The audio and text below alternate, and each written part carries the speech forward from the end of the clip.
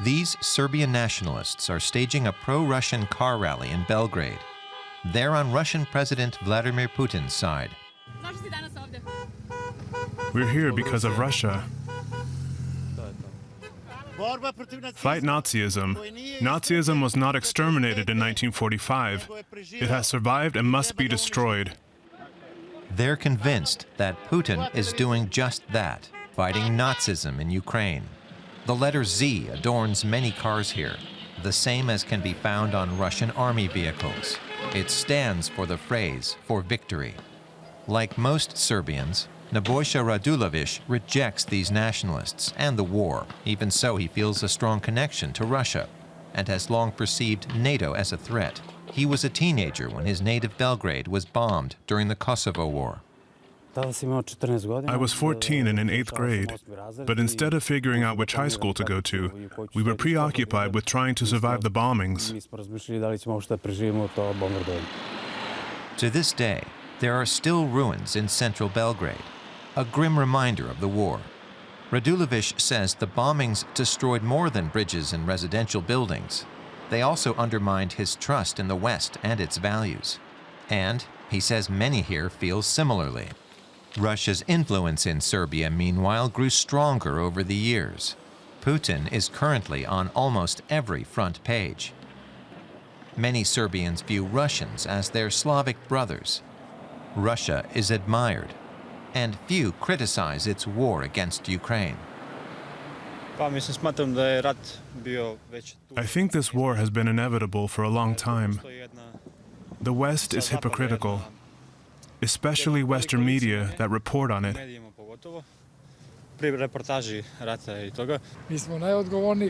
We are the largest Balkan nation. We should feel the greatest responsibility. But we have not learned from our history. That's awful. One group with a long history of fighting for civil and human rights are the women in black. But few join their protest against the war in Ukraine. The activists said the low turnout was sobering. They believe it was linked to the fact that many Serbians long for a strong leader rather than a true democracy. Do Serbians like Russia or Putin? What they like are authoritarian governments. That has nothing to do with Russia per se. Not long ago, German Foreign Minister Annalena Baerbock visited Serbian President Aleksandar Vučić. The meeting was tense, as Vučić is known for his close ties to Putin. Since the war broke out, Vučić has attempted a political balancing act, approving a UN resolution condemning the Russian invasion, yet refusing to carry Western sanctions against the country. What are we supposed to distance ourselves from? In what sense are we connected to the conflict in Ukraine? What did Serbia do wrong? Serbia is not talking about anyone, not bringing up any names. There is no love or hate. When it comes to us, we only respect international law.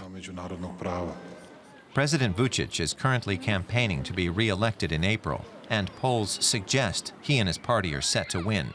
Most Serbians share his view on the Ukraine war.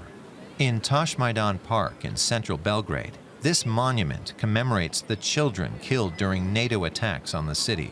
Memories of that old war are still alive. Serbia, Russia, we are not in this war, but the US, England, France, they need to recognize how it came to this. I'm against every war. I was against the Kosovo War and against the one before that. I'm against interventions and oppose using force against independent states. But Nebojša Radulović and his friends say the Ukraine war has pushed them to reassess their long-held loyalty to Russia and critical opinion of NATO in the West. They feel isolated and wonder where that leaves them and their country, Serbia.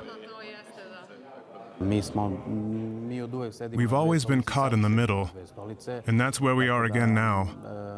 I'm not sure what difficulties we would encounter if we were to go along with sanctions against Russia.